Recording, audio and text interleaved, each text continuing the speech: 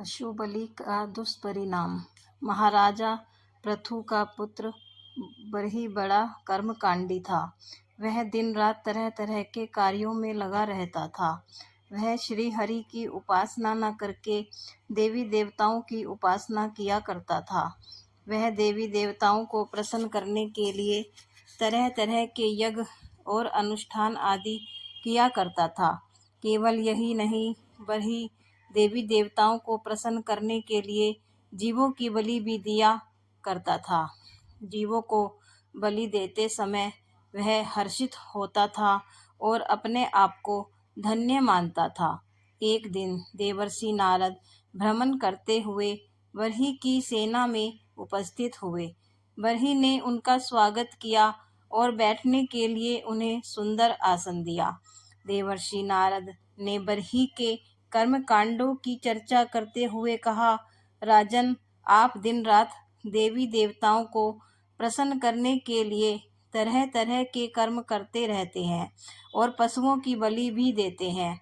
आप कभी श्री हरि को भी स्मरण करते हैं? यह सुनकर नारद जी बोले, राजन, यह ठीक है कि श्री हरि सभी जीवों में निवास करते हैं। यह भी ठीक है कि देवी देवताओं में भी भगवान श्री हरि मौजूद हैं, किंतु यह ठीक नहीं है कि देवी देवताओं की आराधना के रूप में आप भगवान श्री हरि की ही आराधना करते हैं। भगवान श्री हरि तो साकार भी हैं, निराकार भी हैं।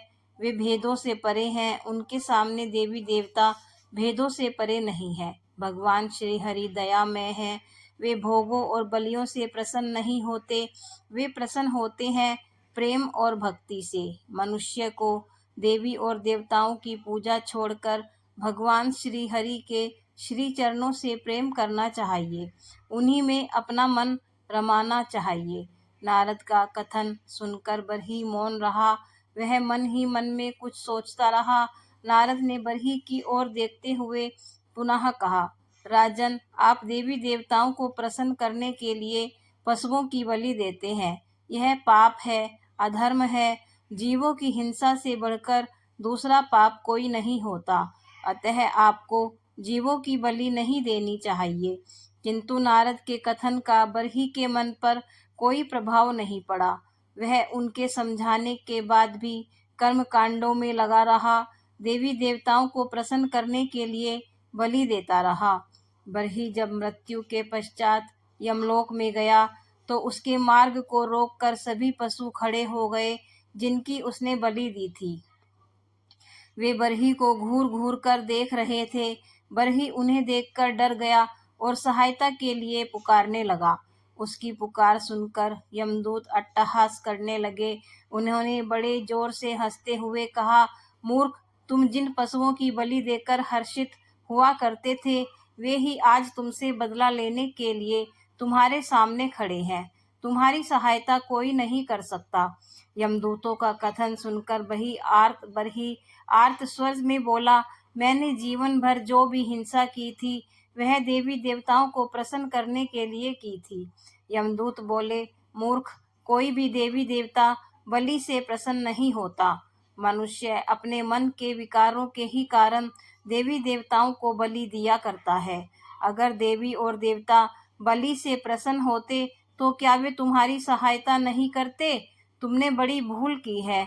तुम आजीवन श्री हरि को भूलकर देवियों और देवताओं के ही प्रपंचों में फंसे रहे। तुमने जो भूल और पाप किया है उसका कुफल तुम्हें छोड़कर और कौन भोगेगा। यमदूतों का कथन सुनकर बरही सिर पीट पीट कर पछताने लगा।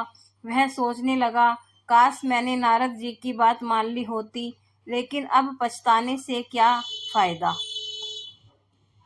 जो लोग भगवान के चरणों में अनुराग न करके देवियों और देवताओं के ही जाल में फंसे रहते हैं, उन्हें बरही की भांति ही पछताना पड़ता है। नमस्कार।